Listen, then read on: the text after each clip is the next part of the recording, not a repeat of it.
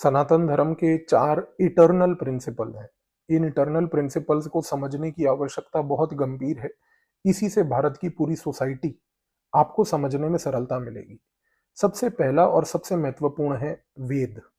हमारे यहाँ के जो वेद हैं, हमारी जो वेद संहिता है, अगर आप देखें तो उसमें एक बड़ी महत्वपूर्ण चीज ये पाई गई है कि जो ऋग्वेद है, जिसका सनातन धर्म में बहुत महत्व है, ऋग्वेद के पुरुष सुक्ता हिम के अंदर एक इंपॉर्टेंट श्लोक है और उस श्लोक के तहत 4 वर्णों का मेंशन है।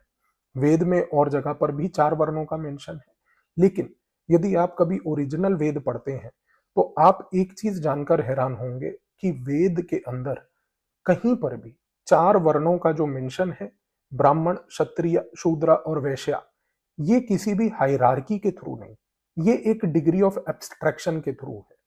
कहने का मूल रूप से मकसद ये है कि जब हम बात करते हैं वेद में वर्ण सिस्टम की, तो वर्ण जो वहां पर मेंशन किए गए वो कोई हायरार्की नहीं थी। हर एक वेद एक एब्स्ट्रैक्शन के तहत था। मतलब कि हर एक वेद के अंदर ये बात लिखी हुई है कि किसी भी व्यक्ति को किसी भी वर्ण में यदि अगर जाना हो तो वो व्यक्ति उस वर्ण में अपनी क्वालिटी के हिसाब से आएगा। 2 इससे बड़े महत्वपूर्ण रिजल्ट हमारे सामने आते हैं। वेद में कहीं पर भी ये बात नहीं की गई कि एक व्यक्ति का वर्ण हमेशा से फिक्स्ड रहेगा। वेद ने हमेशा ये बात करी कि किसी भी तरीके से कोई भी वर्ण में व्यक्ति हो सकता है और वो दूसरे वर्ण में भी आ सकता है। और दूसरी सबसे बड़ी बात कि सनातन धर्म के अंदर जो वेदों का महत्व है, उसमें ये बात भी बहुत बार बोली गई कि किसी भी वेद में ऐसा कहीं नहीं लिखा है कि जन्म सिद्ध अधिकार होगा कि आप उसी वर्णा में पैदा हुए हैं और उसी वर्णा में मरेंगे। आप किसी भी वर्णा में हो सकते हैं, आप दूसरे वर्णा में जा सकते हैं। अब ये पाथ कैसे होगा? ये पाथ होगा आपकी क्वालिटी के हिसाब से, ये पाथ होगा आपकी एबिलिटी के हिसाब से। आप क्षत्रिय हो सकते हैं लेकिन उसके बाद भी इंटेलेक्चुअल काम कर सकते हैं जो एक ब्राह्मण करता है। आप ब्राह्मण भी हो सकते हैं और आप ब्राह्मण होते होते व्यापार भी कर सकते हैं जो एक वैश्या करता है। तो एक प्रकार की मोबिलिटी और एक प्रकार का पूरा फ्लेक्सिबल सिस्टम हमारे वर्णास के अंदर मेंशन्ड है। इसी रीजन से आप देखिए कि स्वामी विवेकानंद हमेशा एक बात बोला करते थे कि हर एक व्यक्ति को किसी भी वर्णा का हो, उसको ब्राह्मण बनने के लिए स्ट्राइव करना चाहिए। और उनका शब्द जो ब्राह्मण उन्होंने प्रयोग किया, उसका मतलब था एक आइडियल पर्सन बनना चाहिए। तो यहां पर कहीं पर भी कोई रिस्ट्रिक्शन, किसी भी प्रकार की एक फिक्स्ड कंपार्टमेंटलाइजेशन आपको वर्णा सिस्टम में कहीं वेदों में नहीं मिलेगी। सनातन धर्म के जो दूसरा इटर्नल प्रिंसिपल है, जिसमें कई बार चर्चा की जाती है, वो है एक शब्द जिसको हम कहते हैं जाति। जाति वैसे तो शब्द आता है जन्म से, और जाति जब इनिशियली कॉन्सेप्ट हमारे प्राचीन समय में ओरिजिनेट हुआ था, तो उस समय जाति का मतलब होता था एक ग्रुप ऑफ पीपल, एक वर्ग जो एक गांव में इकट्ठा रहता था। यानी कि एक लोगों का जमावड़ा जो एक गांव में है, वहां से ये शब्द शुरू हुआ। अब सोचिए कि प्राचीन काल में जब लोग एक गांव में इकट्ठे रहते थे, तो अक्सर ऐसा होने लगा over a period of time, उस समय प्राचीन काल में, एंशिएंट समय में, कि उन लोगों ने सिमिलर काइंड ऑफ ऑक्यूपेशन काम करना शुरू कर दिया। यानी कि जो लोग एक गांव में इकट्ठे उस समय रह रहे थे, वही लोग उसी समय एक सिंगल टाइप ऑफ ऑक्यूपेशन, जो कॉमन ऑक्यूपेशन था, किसी भी प्रकार का काम, उसको उन्होंने करना चालू कर दिया। जब वो हुआ तो धीरे धीरे जाति को हम लोगों ने ऑक्यूपेशन के साथ जोड़ना शुरू कर दिया। और जैसे जैसे जाति ऑक्यूपेशन के साथ जुड़ना शुरू हुआ, तो जाति और ऑक्यूपेशन दोनों एक दूसरे से जुड़ गए। लेकिन सबसे बड़ी बात क्या है कि जब हम जाति की बात करते हैं, क्योंकि ये शब्द स्टार्ट हुआ था एक इलाके में, एक गांव में इकट्ठे रहना, और उसके बाद ये इवॉल्व हुआ एक इकलौता काम करना, ऑक्यूपेशन, कॉमन ऑक्यूपेशन करना। इसी रीजन से जाति को जब हम आज की डेट में देखते हैं, तो हम कहते हैं कि जाति जो है एक कंडक्ट ऑफ लाइफ है, एक तरीका है जीवन को जीने का, एक जीवन जीने की शैली है। इसीलिए जब हम जाति की भी बात करते हैं, तो जाति में हम ये बात बोलते हैं कि जितने भी लोग उस जाति के हैं, उनमें एक सेंस ऑफ बिलोंगिंग है, क्योंकि वो एक गांव में इकट्ठे रहते थे, उन्होंने एक प्रकार का काम इकट्ठे किया, और आज की डेट में उनके अंदर एक सेंस ऑफ बिलोंगिंग, एक ब्रदरहुड है। इसीलिए जाति को कई बार बिरादरी के नाम से भी जाना जाता है। तीसरा सबसे महत्वपूर्ण सनातन धर्म का जो इटर्नल प्रिंसिपल है, वो है सनातन धर्म की खुद की महत्व। यानी कि यहाँ पर रिलीजन की महत्व। अगर आप देखें तो सनातन धर्म में जो धर्म का कॉन्सेप्ट है, धर्म कंप्लीटली यहाँ पर जो हमारा सोशल स्ट्रक्चर यानी कि सोसाइटी है उससे टोटली डीकपल्ड है। डीकपल्ड का मतलब ये है कि सनातन धर्म के अंदर हिंदुइज्म जो है, जिसको हम हिंदू धर्म मानते हैं, हिंदू धर्म में हर एक व्यक्ति को एक लिबर्टी है। लिबर्टी है कि वो किसी भी प्रकार से भगवान की साधना करे, किसी भी प्रकार से भगवान को पूजे, और हर व्यक्ति को एक लिबर्टी ये भी दी गई है कि आप अपना तरीका खुद अपना सकते हैं। देखिए ये महत्वपूर्ण इस कारण से है क्योंकि आप किसी भी वर्ग के हों, आपकी कोई भी आर्थिक परिस्थिति हो, आप अमीर हो या गरीब हो, आपके लिए भगवान आपका पर्सनल एक इशू है। आप भगवान को अपने तरीके से पूज सकते हैं। ये सनातन धर्म आपको एक लिबर्टी देता है जो दूसरे धर्म शायद आपको लिबर्टी नहीं देते। और चौथा सबसे महत्वपूर्ण ये है कि सनातन धर्म का इटर्नल प्रिंसिपल है कि पूरा का पूरा धर्म, यहाँ पर पूरा का पूरा हिंदुइज्म एक डिसेंट्रलाइज्ड वे ऑफ लाइफ है। और ये है ट्रू रिफ्लेक्शन जिसको हम कहते हैं मल्टीकल्चरलिज्म की। कैसे? सनातन धर्म के अंदर कोई क्लर्जी नहीं है, कोई चर्च की तरह से चर्च के कोई पिताजी नहीं है। सनातन धर्म में कोई एक सिंगल स्क्रिप्चर नहीं है, एक सिंगल टेक्स्ट नहीं है। बहुत सारे टेक्स्ट हैं, बहुत सारे भगवान हैं। हर भगवान को अलग तरीके से पूजने की जो लिबर्टी है, हर तरीके से जो भगवान को मानने की लिबर्टी है, ये सनातन धर्म आपको देता है। ये चार चीजें जानना इसलिए महत्वपूर्ण है क्योंकि जो एंशिएंट समय था उस समय पूरी की पूरी हिंदू सोसाइटी, पूरी की पूरी भारत की जो सोसाइटी थी, वो इन चार प्रिंसिपल्स के हिसाब से डिजाइंड थी। समस्या आई जब इस्लामिक इन्वेजन भारत पे हुआ। इस्लामिक इन्वेजन के दौरान दो चीजें हुई। सबसे पहली चीज ये हुई कि जब इस्लाम भारत में आया तो वो भारत के लैंड के ऊपर कब्जा करना चाहता था, भारत की जमीन को अपनाना चाहता था, उसके ऊपर आक्रमण करके उसको कंट्रोल करना चाहता था। और जब उसने ये करना शुरू किया उस समय एक दिक्कत और आई कि सारी की सारी जो जमीन थी वो हिंदुओं के पास थी, वो हिंदू रूलर्स के पास थी, हिंदू लोगों के पास थी। हिंदू सोसाइटी इस्लामिक इन्वेजन के टाइम पे बहुत फ्लरिशिंग सोसाइटी थी। जैसे ही ये इस्लामिक इन्वेडर आए, सबसे पहले इन्होंने लैंड पे कब्जा किया। इसके बाद दूसरी चीज जो हुई वो ये थी कि इन इस्लामिक इन्वेडर्स ने जो इंपॉर्टेंट चीज करी वो ये थी कि इन्होंने, मुसलमानों ने खास करके उस समय जो इन्वेडर्स थे बाहर से आए हुए, इन्होंने हिंदू सोसाइटी को तोड़ना शुरू करा। अब वो सोसाइटी को इन्होंने कैसे तोड़ा? सबसे पहले इन्होंने हिंदू वुमन को उठाया, हमारी हिंदू औरतों को उठाया। इन्होंने क्या करा? उन हिंदू औरतों के साथ इन्होंने फोर्सेबली शादी करने की कोशिश करी, उनका बलात्कार करा, उनको मारा। इस दौरान हिंदू सोसाइटी ने इस इस्लामिक इन्वेजन के लिए क्या रिएक्शन दिया? सबसे पहले हिंदू सोसाइटी ने एक निर्णय लिया कि हमें अगर अपनी औरतों को बचाना है इन इस्लामिक इन्वेडर से, तो एक प्रथा उन्होंने चालू करी उस समय, उस कॉन्टेक्स्ट में, जिसको कहते हैं चाइल्ड मैरिज। उन्होंने सोचा कि चाइल्ड मैरिज यानी कि अगर एक बाल विवाह कर दिया जाए तो ये विवाह के दौरान एक चीज होगी कि इससे कम से कम जो इस्लामिक इन्वेडर है उसकी नजर जो हिंदू औरत के ऊपर पड़ी थी वो नहीं पड़ेगी। ये उस कॉन्टेक्स्ट में उस समय ये प्रैक्टिस की गई। दूसरी चीज, उस समय डॉरी की प्रैक्टिस शुरू की गई। और जब हम कहते हैं कि भाई डॉरी की प्रैक्टिस शुरू हुई, वो डॉरी की प्रैक्टिस इसलिए शुरू की गई उस समय कि यदि एक हिंदू लड़का अगर मान लीजिए डॉरी देता है तो वो डॉरी इस रीजन से देगा ताकि वो उस हिंदू लड़की की सुरक्षा कर पाए, उस हिंदू लड़की को अपने साथ रख पाए। ये भी प्रथा उस समय उस कॉन्टेक्स्ट में चलाई गई। दूसरी ये चीज हुई। तीसरी सबसे बड़ी चीज, जब इस्लामिक इन्वेडर भारत आए, इन इस्लामिक इन्वेडर्स ने भारत आकर सबसे महत्वपूर्ण चीज क्या करी? इन्होंने यहां पर ये चीज शुरू करी कि भाई इन्होंने हिंदू जितने भी थे अर्बन एरियाज में रहते हुए उनको उनकी लैंड से उखाड़ फेंका। अब अर्बन एरियाज में मिडिवल समय में हिंदूज जितने थे उनके पास व्यापार था, उनके पास लैंड थी, उनके पास पैसा था। इस्लामिक इन्वेडर्स ने क्या किया?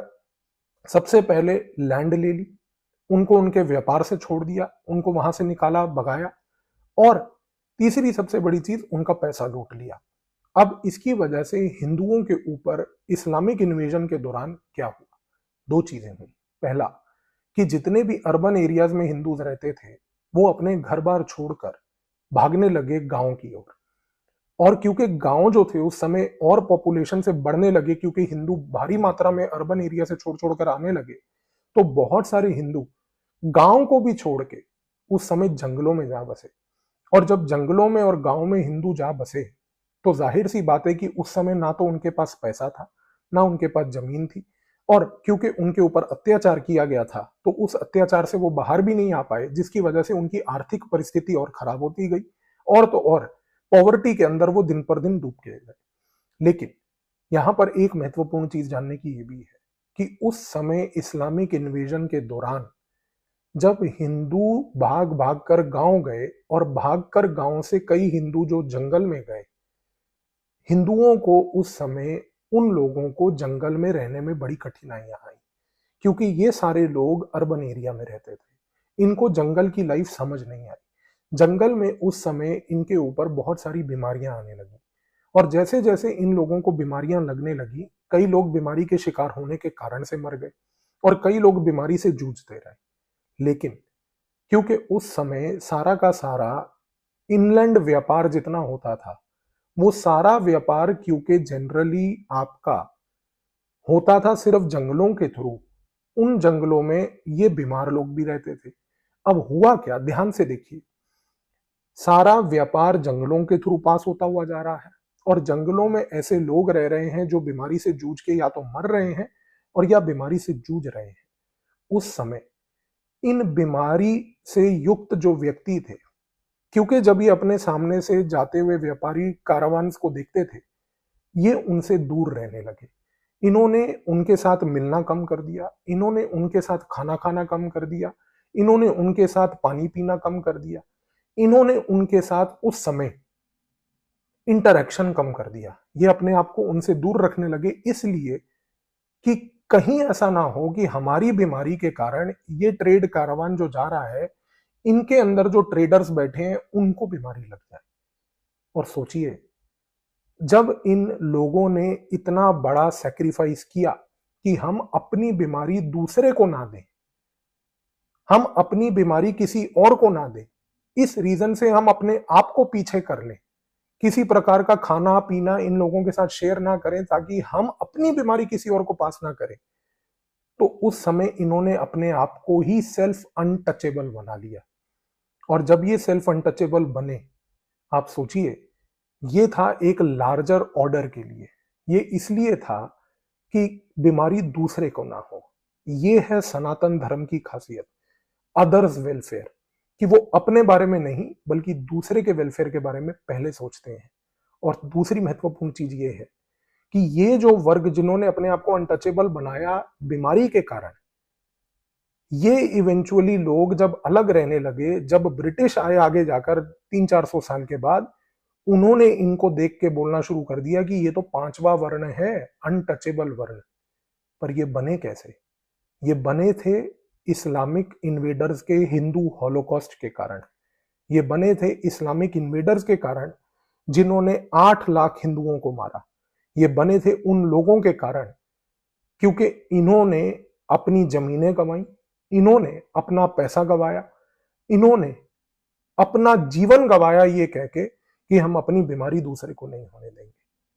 तो यहां पर ये जो अनटचेबल वर्ग बना, ये भी इस्लामिक इन्वेडर्स की एक देन थी।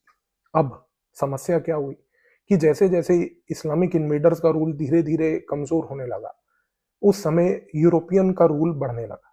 सबसे पहले जो यूरोपियंस भारत आए वो थे पोर्चुगीज। पोर्चुगीज जब आए वास्को डी गामा के साथ, तो उस समय पोर्चुगीज का एक इंडिया ऑफिसर होता था। उस इंडिया ऑफिसर का नाम था दुआर्ते बारबोसा। दुआर्ते बारबोसा जो है, ये एक पोर्चुगीज का अधिकारी था। ये व्यापार करने के हिसाब से भारत आया था। पोर्चुगीज की सरकार ने बारबोसा को भारत में ही स्टेशन कर दिया। उन्होंने कहा कि भाई तुम भारत को थोड़ा देखो समझो ताकि हमारा व्यापार इनसे और अच्छा हो पाए।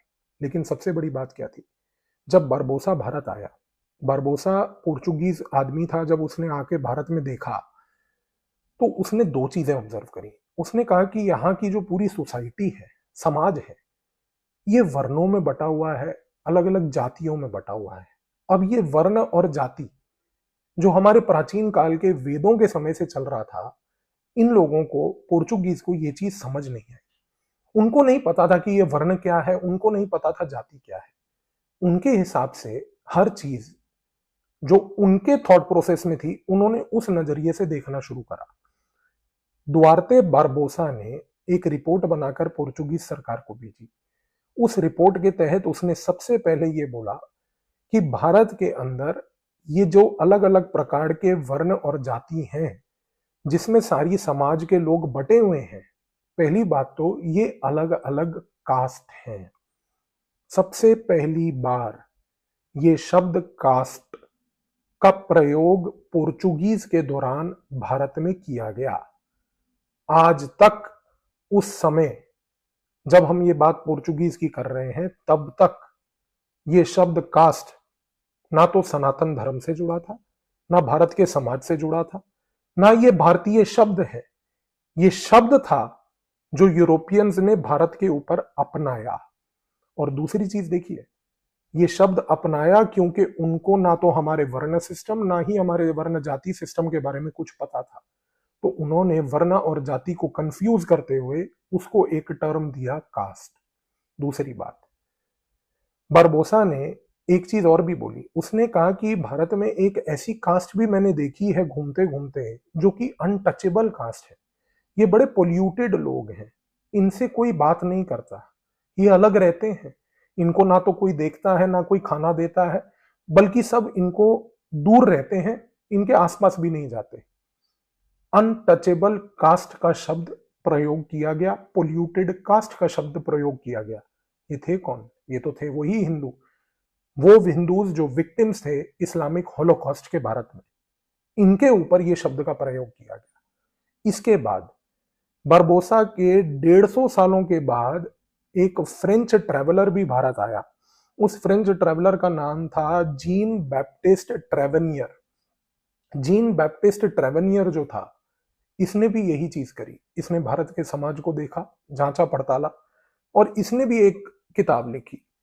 उस किताब में इसने ये लिखा कि भारत में 72 जातियां हैं, लेकिन ये मुझे समझ नहीं आ रही हैं। तो उसने अपनी रिपोर्ट में ये लिखा, अपने ट्रेवलॉग में ये लिखा कि भारत में ये जो 72 जातियां हैं जो मुझे समझ नहीं आ रही, ये एक्चुअल में कुछ नहीं बल्कि हमारे हिसाब से 72 कास्ट्स हैं। और दूसरी चीज, उसने कहा कि ये जो 72 कास्ट्स हैं, ये ज्यादातर 4 ब्रॉड कास्ट्स के ही तहत देखी जाती हैं, जो कि ब्राह्मण, क्षत्रिय, शूद्र, वैश्य है।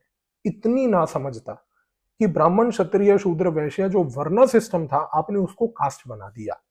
खेल यहां नहीं रुका। इसके बाद 1857 से पहले जो इवेंट्स हुए ब्रिटिश के, उस दौरान एक बहुत बड़ा ग्रैंड नैरेटिव क्रिएट किया गया। कैसे? 1757 में सबसे पहली चीज क्या हुई कि बैटल ऑफ प्लासी हुई। बैटल ऑफ प्लासी के बाद ब्रिटिश जो हुकूमत थी, खास करके उस समय जो ईस्ट इंडिया कंपनी थी, उसने बंगाल, बिहार, उड़ीसा की दीवानी राइट्स यानी कि लैंड रेवेन्यू राइट्स को उसने प्राप्त कर लिया। सबसे बड़ी चीज ये थी कि 1757 प्लासी की जंग के बाद ब्रिटिश उस समय, खास करके जो ईस्ट इंडिया कंपनी थी, उसका फोकस 2 पॉइंट था। पहला उसका फोकस ये था कि हम एक्सपैंड करते करते भारत की और टेरिटरी को ऑक्यूपाई करेंगे। दूसरा उसका फोकस ये आया कि उसने भारत के अंदर बहुत सारे जो खास करके सनातन धर्म के रिलेटेड जो टेक्स्ट्स थे, स्क्रिप्चर्स थे, उनको पकड़ के ट्रांसलेशन चालू करा। अब वो ट्रांसलेशन करने लगे। अब जाहिर सी बात है कि ना तो उनको सनातन धर्म के कोई एसेंस के बारे में मालूम था, ना उनको कोई संस्कृत नॉलेज आती थी, ना उनको कोई टेक्स्ट को पढ़ना, समझना, उसको किस सोशल सेटिंग में लिखा गया उसको समझने की अकल थी। उन्होंने सिर्फ टेक्स्ट को उठाकर ट्रांसलेट करना शुरू कर दिया, जैसे गूगल ट्रांसलेशन होती है। अब उससे शब्दों की मीनिंग बदलने लगी। अपने हिसाब से उन्होंने ट्रांसलेट करके अपनी कन्वीनियंस के हिसाब से चीजों को उन्होंने देखना शुरू करा। दो यहां पर इवेंट्स बड़े महत्वपूर्ण हैं। 1792 में एक रेशम व्यापारी था जो भारत आया था, उसका नाम था चार्ल्स ग्रांट। ये रेशम का व्यापारी बहुत समय तक भारत में व्यापार करता रहा। इसने एक चीज ये देखी कि रेशम के व्यापार के दौरान इसको भारत में हिंदुओं के साथ, हिंदू व्यापारियों के साथ एंगेज करने में बड़ी कठिनाइयां आती थी। इसने 1792 से ईस्ट इंडिया कंपनी के जो कोर्ट ऑफ डायरेक्टर्स थे उनको बार बार चिट्ठी लिखकर यह बात बोलनी शुरू करी कि ईस्ट इंडिया कंपनी को भारत के अंदर हिंदुओं को रिफॉर्म करने की आवश्यकता है, हमें हिंदुओं को बदलने की आवश्यकता है, क्योंकि उससे हमारा व्यापार और बढ़ेगा, क्योंकि इनके कई ऐसे रिलीजियस प्रैक्टिसेस हैं जो व्यापार के खिलाफ है। अब फॉर एग्जाम्पल, सनातन धर्म के अंदर जानवरों को मारना, जानवरों को मार के जानवरों के मीट का व्यापार करना, इसके ऊपर प्रतिबंधी है। लेकिन क्योंकि ब्रिटिश ये चीज करना चाहते थे तो उनको ये लगा कि सनातन धर्म बड़ा पिछड़ा है, इसको एक साइंटिफिक मॉडर्न तरीके से आगे बढ़ने की आवश्यकता है। चार्ल्स ग्रांट को एक सपोर्ट मिला उसी के एक दोस्त के साथ जिसका नाम था चार्ल्स विल्बरफोर्स। चार्ल्स विल्बरफोर्स एक सोशल रिफॉर्मर था। चार्ल्स ग्रांट, चार्ल्स विल्बरफोर्स, इन दोनों ने मिलकर ईस्ट इंडिया कंपनी के ऊपर इतना दबाव डाला कि 1813 में ईस्ट इंडिया कंपनी ने चार्टर एक्ट पास करवाकर ब्रिटिश पार्लियामेंट से एक परमिशन प्राप्त कर ली, और वो परमिशन ये थी कि अब ब्रिटिश की सरकार, ईस्ट इंडिया कंपनी के अधिकारी सामाजिक तौर पर सामाजिक रिफॉर्म भारत में करेंगे, और इस दौरान हिंदू टेक्स्ट्स को वो समझेंगे और उनको इंटरप्रेट करके, उनको ट्रांसलेट करके इस समाज में सुधार करेंगे। दूसरा महत्वपूर्ण इवेंट आता है 1794 में, 1794 में। 1794 में एक व्यक्ति जिसका नाम था विलियम जोन्स, जो ईस्ट इंडिया कंपनी के साथ जुड़ा हुआ था, इस व्यक्ति ने एक टेक्स्ट को पकड़ा जिसका नाम था मनुस्मृति। इसने मनुस्मृति को ट्रांसलेट कर दिया, और मनुस्मृति को ट्रांसलेट करने के बाद इसने एक नरेटिव शुरू ये किया कि मुझे एक ऐसा ग्रैंड टेक्स्ट मिल चुका है जो पूरे हिंदू समाज को एक्सप्लेन करता है। इसने ये बोलना शुरू कर दिया कि मनुस्मृति है जो हिंदुओं को डिफाइन करता है, और पूरी हिंदू आइडेंटिटी, हिंदू रिलीजन अगर कोई समझना चाहता है तो वो मनुस्मृति से समझे। दो समस्याएं थी। पहला, मनुस्मृति हिंदुइज्म में एक टेक्स्ट है, इसके साथ साथ अनेक और भी टेक्स्ट है। आज की डेट में सनातन धर्म के अंदर जितने भी टेक्स्ट हैं, चाहे वो वेद हो, उपनिषद हो, अरनायक हो, इसके साथ साथ भगवत गीता हो, इसके साथ साथ चाहे धर्मशास्त्र हो, या ही फिर हमारा मनुस्मृति क्यों ना हो, इन सारे टेक्स्ट में अलग अलग प्रकार से जीवन जीने की शैली बताई गई है। सबसे पहली बात, सनातन धर्म में कहीं पर भी यह बात नहीं बोली गई कि मनुस्मृति ही केवल एक डिवाइन टेक्स्ट है जो सनातन धर्म को दिशा दिखाता है। सनातन धर्म को दिशा दिखाने के बहुत सारे टेक्स्ट हैं, आप अपने टेक्स्ट को अपने हिसाब से चूज कीजिए। लेकिन ब्रिटिशर्स ने यह नैरेटिव बनाना शुरू करा विलियम जोन्स के कारण कि नहीं नहीं नहीं, सनातन धर्म को अगर समझने का कोई टेक्स्ट है तो वो केवल मनुस्मृति है, बाकी कुछ नहीं है। अब ये इन्होंने क्यों किया, आप थोड़ी देर में भी समझोगे। ये चीज हुई। इसके बाद दिक्कत ये आई कि साथ साथ इस पूरे प्रोसेस के दौरान ब्रिटिश एक काम और कर रहा था। जब ये Charles Grant, Charles Wilberforce, William Jones जैसे लोग यहां पर काम कर रहे थे, भारत में ये सारी हरकतें कर रहे थे, उसी समय बड़ी महत्वपूर्ण चीज ये भी हुई कि वहां भारत के अंदर प्रशासन चलाने के लिए इन लोगों को डोमेस्टिक लोग चाहिए थे। उन डोमेस्टिक लोगों में अब या तो हिंदू आते या मुसलमान आते। मुसलमान उस समय नहीं आए। क्यों नहीं आए? क्योंकि मुसलमानों के अंदर एक डिलेमा ये आ गया कि भाई हमारे मुगल साम्राज्य को इन्होंने कैसे हटाया, वो उस चीज से उबर नहीं पाए। यानी कि हुआ ये कि जब ब्रिटिश हुकूमत चलाना चाह रही थी, उस हुकूमत को चलाने के लिए भारत में जब उनको अधिकारियों की रिक्वायरमेंट आई तो उस समय उन्होंने हिंदुओं को रिक्रूट करना शुरू करा। हिंदू रिक्रूट हुए, हिंदुओं ने काम भी किया सरकार के साथ, और हिंदुओं ने उस समय सामाजिक लेवल पर काम इतना अच्छा किया कि ब्रिटिशर्स को भी ये समझ आई कि हिंदू हमारे लिए एक स्ट्रेटेजिक एसेट है। दिक्कत क्या थी? दिक्कत ये थी कि ब्रिटिश चाहते थे कि इन हिंदुओं में बदलाव लाया जाए। बदलाव ऐसा लाया जाए कि इनको या तो क्रिश्चियनिटी में कन्वर्ट कर दिया जाए, और अगर क्रिश्चियनिटी में हम कन्वर्ट नहीं कर सकते तो कम से कम इनके अंदर जो ये रिलीजियस प्रैक्टिसेस हैं जिनको हम बड़ा बैकवर्ड मानते हैं, इनको छुड़वा दिया जाए। पर वो भी नहीं हुआ। दिक्कत आई 1857 के बाद, जब 1857 का भारत में रिवोल्ट हुआ। इस रिवोल्ट के बाद ब्रिटिश सरकार ने एक निर्णय ये लिया कि जो ईस्ट इंडिया कंपनी है, ये एक व्यापारजनक कंपनी है। ये व्यापारजनक कंपनी सिर्फ व्यापार करेगी, हुकूमत भारत में अब ब्रिटिश सरकार चलाएगी। एक ट्रांसफर ऑफ पावर हो गया। ट्रांसफर ऑफ पावर होने के बाद क्या हुआ? ट्रांसफर ऑफ पावर होने के बाद 1857 के बाद दो चीजें हुई। सबसे पहली चीज ये हुई कि उस समय ब्रिटिशर्स में और ब्रिटिश सोसाइटी में और यूरोप में खास करके डार्विनिज्म बहुत चल रहा था। डार्विनिज्म का कॉन्सेप्ट था सर्वाइवल ऑफ द फिटेस्ट। जब डार्विन ने ये बात बोली survival of the fittest biology के कॉन्टेक्स्ट में, तो यूरोपियंस ने उसको सोसाइटी के कॉन्टेक्स्ट में लेना शुरू कर दिया। अब आप ध्यान दीजिए कि जब उन्होंने सोसाइटी के कॉन्टेक्स्ट में इसको लिया तो क्या उसका खमियाजा हुआ? खमियाजा ये हुआ कि यूरोपियंस ने सोचना शुरू ये कर दिया कि सर्वाइवल ऑफ द फिटेस्ट का मतलब ये है कि सिर्फ एक बायोलॉजी के लिए जानवरों के जो जीवन शैली होती है उसमें सिर्फ एक सर्वाइवल ऑफ द फिटेस्ट जानवर का नहीं है, इंसान का भी है। और दूसरा उन्होंने ये कहा, आज की डेट में अगर कोई इंसान इतना फिट है कि वो इस चेंजिंग सोसाइटी में सरवाइव कर पा रहा है, तो वो जो इंसान है उसका नाम है क्रिश्चियन। उन्होंने survival of the fittest Darwin को क्रिश्चियनिटी के साथ जोड़कर एक क्रिश्चियन सुप्रीमेसी का लॉजिक शुरू कर दिया। अब इस क्रिश्चियन सुप्रीमेसी के लॉजिक से फायदा क्या हुआ? फायदा ये हुआ कि इस क्रिश्चियन सुप्रीमेसी के लॉजिक से भारत के अंदर जब ये आइडिया उतरा तो ब्रिटिश हुकूमत ने ये कहना शुरू कर दिया कि भाई केवल और केवल क्रिश्चियन धर्म जो है वो सुपीरियर है, हिंदू धर्म इंफीरियर है, इस्लाम इंफीरियर है, सिख इंफीरियर है, ये सारे लोग इंफीरियर है। तो क्रिश्चियन सुप्रीमेसी, इंफीरियर हिंदू, ये नया नैरेटिव चला। इसके तहत उस समय 1857 के बाद फिर से ये कोशिश की गई कि जितने भी प्रशासन में हिंदू थे उनको बार बार ये बात बोली गई कि या तो आप क्रिश्चियन में कन्वर्ट हो जाइए, और अगर क्रिश्चियन में कन्वर्ट नहीं होते हैं तो कम से कम अपने रिलीजियस प्रैक्टिस छोड़ दीजिए। दोनों चीजें नहीं हुई।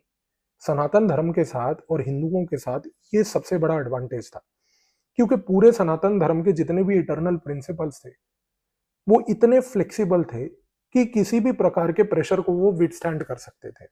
दिक्कत क्या थी? दिक्कत ये थी कि ब्रिटिशर्स जब अपने इस अटेम्प्ट में नाकाम रहे, जब ब्रिटिशर्स को ये समझ आ गया कि हम हिंदुओं को ना तो कन्वर्ट कर पा रहे हैं और ना ही उनको उनके प्रैक्टिसेस से तोड़ पा रहे हैं, तो अब हम क्या करें? 1860 1870 से स्टार्ट हुआ एक नया नैरेटिव, और ये नया नैरेटिव था कि अब हिंदुइज्म को ही विनाशक बताया जाए, हिंदुइज्म को पिछड़ा बताया जाए, और हिंदुओं को अगर तोड़ना है तो इस हिंदुइज्म को ही जहर बताया जाए। इस दौरान समस्या ब्रिटिशर्स के सामने ये आई कि भाई अगर हम हिंदुइज्म को गलत बोलना चाहते हैं, हिंदुइज्म को खराब दिखाना चाहते हैं, तो इसमें गलत और खराब किसको दिखाएं? यहां पर तो कोई एक सेंट्रल अथॉरिटी भी नहीं है, यहां पर कोई एक किताब नहीं है कि जिसको हम कहें कि भाई ये किताब के लोग हैं तो इनकी किताब खराब है। हम ये भी नहीं कह सकते कि भाई इनके अंदर इनका जो है मतलब पूरे सनातन धर्म का एक रिलीजियस लीडर है कि भाई ये भी खराब है, क्योंकि हिंदुइज्म के बारे में मैंने आपको अभी बताया कि पूरा सनातन धर्म हमेशा से डिसेंट्रलाइज था। इस पूरे कॉन्टेक्स्ट में ब्रिटिशर्स ने दो थ्योरियां अपनाई, और ध्यान से देखिए कि ये थ्योरियां क्या थी। सबसे पहली थ्योरी ये थी कि ब्रिटिशर्स ने अमेरिका के साथ मिलकर उस समय नेक्सस में एक नया लॉजिक शुरू किया, और वो लॉजिक क्या था? उस लॉजिक के लिए सबसे पहले उन्होंने विलियम जोन्स का ट्रांसलेटेड वर्जन ऑफ मनुस्मृति उठाया, और ब्रिटिशर्स ने अमेरिका के साथ मिलकर हिंदुइज्म को डिफाइन करने का एक नैरेटिव बनाया। आप सोचिए कि अमेरिकन और British, Anglo American nexus Hinduism को डिफाइन कर रहा है, एक ग्लोबल एस्टेब्लिशमेंट व्यू बना रहा है। और उस समय जो ग्लोबल एस्टेब्लिशमेंट व्यू हिंदुइज्म को बना लेके वो क्या था? वो व्यू ये था कि उन्होंने विलियम जोन्स की ट्रांसलेटेड मनुस्मृति को उठाया, उस मनुस्मृति को उठा के उन्होंने एक बात बोलनी शुरू करी, और एक ग्लोबल लेवल से लेके पूरे भारत तक एक नैरेटिव बनाया, जिस नैरेटिव में 4-5 एलिमेंट्स थे। पहला एलिमेंट क्या था? पहला एलिमेंट उसमें यह था कि हिंदुइज्म में कास्ट एक एसेंशियल मैंडेटरी प्रैक्टिस है। दूसरा उन्होंने एलिमेंट ये बोला, इस कास्ट को चलाने के लिए और इस कास्ट सिस्टम को मेंटेन करने के लिए अगर कोई रिस्पॉन्सिबल है तो वो ब्राह्मण है, क्योंकि ब्राह्मण जो है वो जान पूछ के इस कास्ट सिस्टम को आज की डेट में सपोर्ट कर रहा है, नर्चर कर रहा है और चला रहा है, क्योंकि इस सिस्टम से ब्राह्मण अपनी सुप्रीमेसी मेंटेन कर रहा है। ये चीज इन्होंने क्यों कही, इस चीज को समझो। ये इसलिए की गई क्योंकि इनको एक सिंगल अथॉरिटी ढूंढनी थी जिसके ऊपर ये ब्लेम डालकर बाकी सोसाइटी को उस अथॉरिटी के खिलाफ लड़वा पाए। तो इन्होंने सबसे पहले क्या किया, सबसे पहले ये बोलना शुरू कर दिया कि कास्ट हिंदुइज्म का एक एसेंशियल प्रैक्टिस है। अभी तक जितनी मैंने बात करी आपको एक चीज समझ आ गई होगी कि कास्ट शब्द हिंदुइज्म तो छोड़िए, भारत के अंदर भी ये शब्द कभी प्रयोग नहीं किया गया था, ये तो यूरोपियन इंपोर्टेड शब्द है। और दूसरी चीज देखिए, कास्ट को हिंदुइज्म से जोड़ना और हिंदुइज्म से जोड़कर ये कहना कि इस सिस्टम को चलाने वाला और ये कास्ट सिस्टम को सपोर्ट और मेंटेन करने वाला ब्राह्मण है, क्योंकि ब्राह्मण ये चीज चाहता है कि कास्ट सिस्टम हमेशा बनी रहे जिससे कि उसकी हेगेमनी बनी रहे। ये दूसरा नैरेटिव था।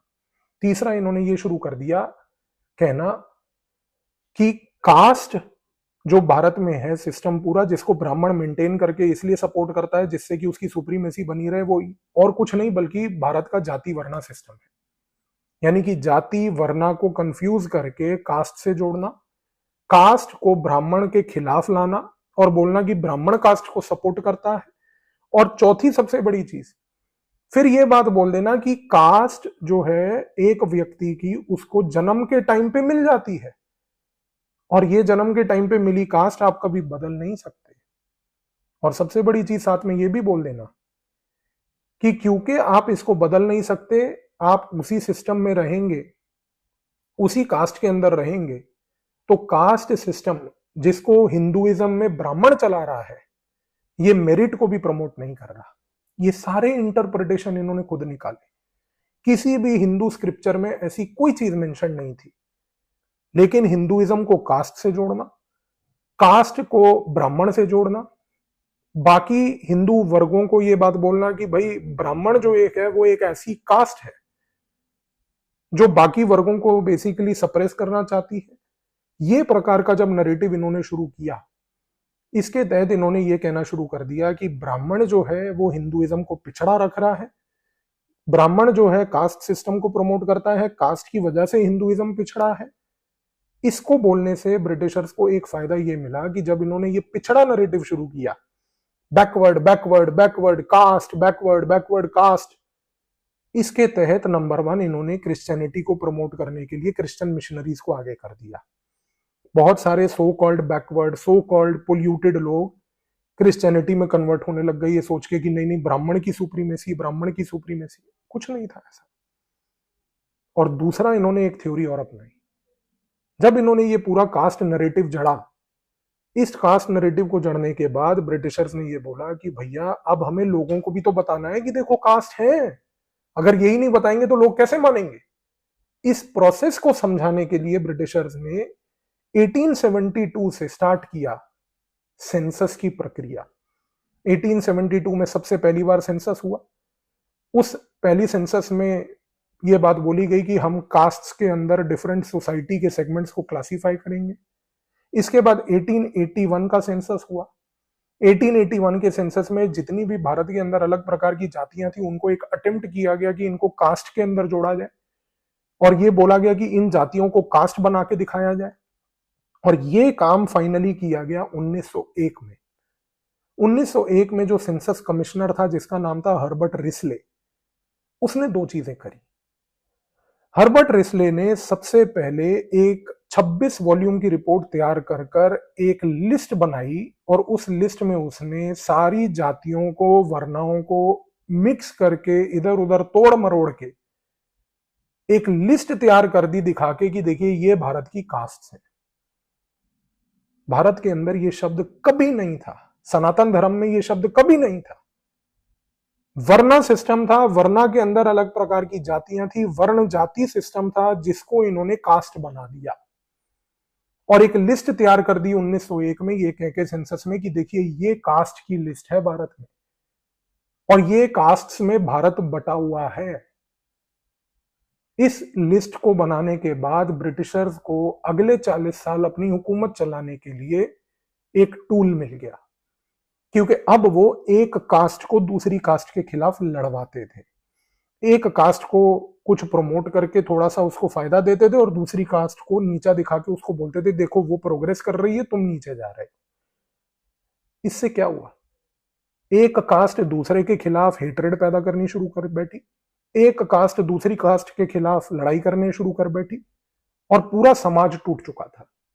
इसीलिए हम ये कहते हैं कि हर्बर्ट रिस्ले के इस एक्सपेरिमेंट के बाद जो वेस्टर्न रेस थ्योरी थी वो पूरी की पूरी भारत के अंदर कास्ट थ्योरी बनाकर इंप्लीमेंट कर दी गई। ना तो ये शब्द सनातन धर्म में, ना ये शब्द भारत में, ना ये शब्द भारतीय नागरिकों में, और सबसे बड़ी बात, ना ये शब्द किसी को पता था। एक आम आदमी को उस समय भारत में सिर्फ अपनी जाति पता थी, उसको शायद सिर्फ अपना वर्णा पता था, उसको ये नहीं पता था कि मेरी कास्ट क्या है। लेकिन ब्रिटिशर्स ने उसको एक कास्ट एस्क्राइब कर दी, एक कास्ट दे दी कि नहीं ये तेरी कास्ट है, तेरे को इसी कास्ट में रहना है। इस तरीके से वेस्टर्न रेस थ्योरी भारत के अंदर एक प्रकार से इंप्लीमेंट की गई। आजादी के बाद 1947 के बाद जो हमारे देश के सो कॉल्ड लेफ्ट लिबरल्स थे, उन्होंने इस ब्रिटिश एजेंडा को आगे कैसे बढ़ाया? उन्होंने 7-8 पॉइंट का एक नरेटिव बनाया। आजादी के तुरंत बाद उन्होंने एक कॉन्सेप्ट शुरू किया क्रिएट करना, जिसको उन्होंने कहा कि भाई अब हम पैदा करेंगे भारत में एक ऐसा वर्ग जिसको कहेंगे सेकुलर हिंदू। सेकुलर हिंदू वो होगा दो प्रकार के काम करने के लिए। पहली बात तो कि वो हिंदू राष्ट्र की बात कभी नहीं करेगा। भारत में चाहे 80% जनता हिंदू जनता हो, लेकिन ये so called secular Hindu Hindu राष्ट्र की बात नहीं करेगा। और दूसरी सबसे बड़ी बात, ये जो सो कॉल्ड सेकुलर हिंदू होगा ये इस बात को एक्सेप्ट करेगा कि भारत में अलग अलग कास्ट हैं। ब्राह्मणिकल कास्ट एक ऐसी कास्ट है जो सप्रेसिव है, ब्राह्मण सबका एनिमी है और ये लोग सिर्फ और सिर्फ दूसरी कास्ट को सप्रेस करना चाहते हैं। इस पूरे so called secular Hindu project के लिए इन्होंने एकेडमिक्स, स्कूल करिकुलम, किताबें, सब कुछ डिजाइन किया जिससे कि एक ऐसा थॉट प्रोसेस लोगों के दिमाग में परकोलेट कर जाए कि भाई कास्ट है, कास्ट रियलिटी है और कास्ट एक ऐसी प्रॉब्लम है जो हिंदुइज्म के अंदर एक स्टिग्मा है। ये था ब्रिटिश नैरेटिव का एक्सटेंशन पोस्ट इंडिपेंडेंस इंडिया में। इसके बाद इस लेफ्ट लिबरल नैरेटिव का दूसरा जो टूल किट आया वो ये था कि कास्ट सिस्टम इतना रिग्रेसिव है, इतना सप्रेसिव है कि ये पिछले 3000 साल से कभी बदला ही नहीं। आप इन सो कॉल्ड लेफ्ट लिबरल्स में से किसी भी लेफ्ट लिबरल की किताब उठा के पढ़ लीजिए, ये पॉइंट आपको हर जगह मिलेगा। कास्ट सिस्टम पिछले 3000 साल से बदला ही नहीं साहब। पिछले 3000 साल पहले कास्ट शब्द भी नहीं होता था, शब्द ही 300 साल पुराना है। पोर्चुगीज लेके आए, ब्रिटिशर्स ने चलाया, आप उनका एजेंडा चला रहे हैं। 3000 साल मत बोलिए, 300 साल बोलिए। तीसरी चीज, इन्होंने कहा कि भाई कास्ट हिंदुइज्म का एक एसेंशियल प्रैक्टिस है, एक मैंडेटरी प्रैक्टिस है। और ये चीज फिर वही चीज थी जो हर्बर्ट रिस्ले भी कहना चाहता था, जो ब्रिटिशर्स भी कहना चाहते थे, जो विलियम जोन्स भी कहना चाहता था। इन्होंने एक और चीज शुरू करी। इन्होंने कहा, क्योंकि ब्रिटिशर्स में मैंने आपको भी बताया ना कि विलियम जोन्स ने मनुस्मृति पकड़ ली थी। उसने कहा मनुस्मृति एक ऐसा टेक्स्ट, डिवाइन टेक्स्ट है जो कि एक्सप्लेन कर रहा है कि भाई यही हिंदू डिवाइन रिलीजन है। आजादी के बाद इन्होंने नया टेक्स्ट पकड़ा और उस टेक्स्ट का नाम था धर्मशास्त्र। इन्होंने कहा कि धर्मशास्त्र में सिर्फ देखिए आप सप्रेशन है। धर्मशास्त्र में हर जगह ये बात लिखी गई है कि ब्राह्मण जो है दूसरे कास्ट को सप्रेस करेगा। सबसे पहली बात, सनातन धर्म में ये बात कई बार बोली गई है और इनफैक्ट ये बात तो धर्मशास्त्र में लिखी है कि धर्मशास्त्र भी केवल और केवल कमेंटेटर्स का ओपिनियन है। इसका कोई संबंध या किसी भी प्रकार का ताल्लुक सनातन धर्म से नहीं है। लेकिन इस लेफ्ट लिबरल पूरे के पूरे स्कूल ने धर्मशास्त्रा को जोड़ दिया और यह बता दिया कि धर्मशास्त्रा जो है हिंदुइज्म का पार्ट है, धर्मशास्त्रा जो है हिंदुइज्म के ब्राह्मणिज्म का पार्ट है और धर्मशास्त्रा ही पूरी सोसाइटी का कॉन्सेप्ट है। फिर इन्होंने एक चीज और बोली, इन्होंने ये कहा कि भाई जो वेदास हैं, क्योंकि अब इनको वेदास को खराब करना था, डिस्क्रेडिट करना था, क्योंकि वेदा में तो जो चीज लिखी हुई है ओरिजिनल पुरुष सूक्ता हिम में, इनको वो चीज तो बतानी नहीं थी। क्योंकि जब पुरुष सूक्ता हिम में ये बात लिखी है कि जो 4 वर्ण है वो एक डिग्री ऑफ एब्स्ट्रैक्शन में है, वो नहीं बोलना, लेकिन इनको ये बोलना है कि 4 वर्ण जो है वो हायरार्की है। तो ये झूठ फैलाने के लिए इन्होंने क्या शुरू कर दिया, बोलना कि जो वेदास है वो एक टेक्स्ट है ब्राह्मणिकल ग्रीड का, और ये टेक्स्ट सपोर्ट करता है एक हायरार्की ऑफ वर्ण। और अब आपको पता है कि कोई हायरार्की नहीं थी। समस्या क्या थी? जब जब लेफ्ट लिबरल्स ने आजादी के बाद ये जितने एलिमेंट्स का एजेंडा चलाया, तब तब ये एजेंडा कभी नहीं चल पाया। ये एजेंडाज आते थे, उठते थे, सोसाइटी का एक पार्ट बनते थे, खत्म हो जाते थे। और जब ये सब नाकाम रहे, अब दोबारा से वही चीज स्टार्ट हो गई जो 1901 में हर्बर्ट रिस्ले ने की थी, वही चीज स्टार्ट हो गई जो 1881 में ब्रिटिशर्स ने की थी, और वो था कास्ट सेंसस। कि और कुछ नहीं तो चलो कास्ट सेंसस करा देते हैं, जाति जनगणना। आप एक चीज मुझे बताइए, जाति जनगणना आप किस लिए करना चाहते हैं? आप कह रहे हैं कि जाति जनगणना हम इसलिए करना चाहते हैं कि हमें पता चल जाए कि कितनी आबादी कितनी जाति को बिलोंग करती है। ठीक, आपने अगर ये काउंट कर लिया, इसके बाद क्या? क्या आपके पास एजेंडा है, एक्शन प्लान है? आपको नहीं है कुछ। आप ये काम इसलिए कर रहे हैं क्योंकि ये काम ब्रिटिशर्स ने भी किया था। ब्रिटिशर्स का ऑब्जेक्टिव कास्ट सेंसस का जो था वही ऑब्जेक्टिव है आज। समाज को तोड़ दो, विभिन्न प्रकार की कास्ट्स में बांट दो, ताकि जो कंसोलिडेशन ऑफ हिंदूज हो रहा है वो टूट जाए। क्योंकि हिंदू कंसोलिडेटेड 80 हो जाएगा, 80%, वो नहीं होने देना। इस 80% हिंदू को 8000% पार्ट्स में बांट दो। इसका फायदा क्या होगा कि जब आप इनको बांट दोगे, सत्ता आपको मिल जाएगी। जैसे ही सत्ता आपको मिलेगी, अब क्योंकि हिंदू अलग अलग पार्ट्स में बटा हुआ है, तो सत्ता आपके पास तब तक रहेगी जब तक आप उन पार्ट्स में से चंद पार्ट्स को अपने फायदे के लिए देखो और चंद पार्ट्स को अपने नुकसान के लिए देखो। खेल को समझो। आपने हिंदुओं को बांट दिया, जो कंसोलिडेटेड हिंदू हो रहा था आपने उसको एटमाइज कर दिया। इसको एटमाइज करने के बाद अब हिंदू मान लीजिए 10,000 कास्ट्स में बटा हुआ है। अब आपको सत्ता में हो क्योंकि आपने ये प्लैंक ला के सत्ता प्राप्त कर ली। लेकिन जब आप सत्ता में हो, अब 10,000 पार्ट्स में हिंदू बटा हुआ है, तो अब आप अपनी सत्ता बरकरार कैसे रखोगे? सत्ता बरकरार रखने के लिए अब आप ये देखोगे कि इन 10,000 पार्ट्स में जो हिंदू को हमने बांटा, इनमें से कौन से ऐसे 2,000 पार्ट्स हैं जो हमें समर्थन देंगे, कौन से ऐसे 3,000 पार्ट्स हैं जो हमें समर्थन देंगे। तो जो हमें समर्थन देगा उसको थोड़ा सा बेनिफिट दे दो, पैसा दे दो। जैसे ही उसको थोड़ा सा बेनिफिट या पैसा दोगे, वो आपकी सत्ता, आपकी राजनीति के अनुकूल हो जाएगा, और जैसे ही वो होगा आपकी सत्ता बरकरार रहेगी। यही चीज ब्रिटिशर्स ने 1881 से 1901 में अपनी सत्ता को बरकरार रखने के लिए की थी, और इसी चीज का यही रिवाइवल साइकिल आज दिख रहा है। ये पूरा का पूरा जो कॉन्सेप्ट है ये सनातन धर्म के खिलाफ है। कास्ट भारत का शब्द है ही नहीं। ये शब्द को सेंसस से जोड़कर भारत के सनातन धर्म के अंदर हिंदुओं को तोड़ने की ये जो प्रक्रिया है, अगर आज इस चीज को लेके हिंदू नहीं जागा तो अगले 2000 साल गुलाम बन के बैठे रहना फिर। क्योंकि समस्या इस चीज को समझने की है कि ये कोई फायदेमंद चीज नहीं, ये सिर्फ समाज को बांटने की चीज है। ये एक तरीका है जिससे समाज और टूटेगा, और ये समाज टूटेगा सिर्फ चंद लोगों की सत्ता के अनुकूल होने के लिए। तो आई होप इस वीडियो के बाद पूरे एंशिएंट कॉन्सेप्ट से लेके आज तक आपको अब ये चीज तो समझ आ गई कि ये जो शब्द कास्ट आज की डेट में भारत में है, ये भारतीय शब्द नहीं है। ये जो कास्ट हिंदुओं के साथ जुड़ा हुआ है, ये शब्द सनातन धर्म या हिंदुइज्म से नहीं है।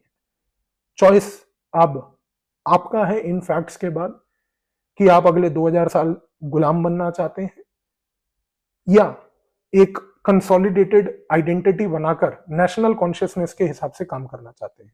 धन्यवाद।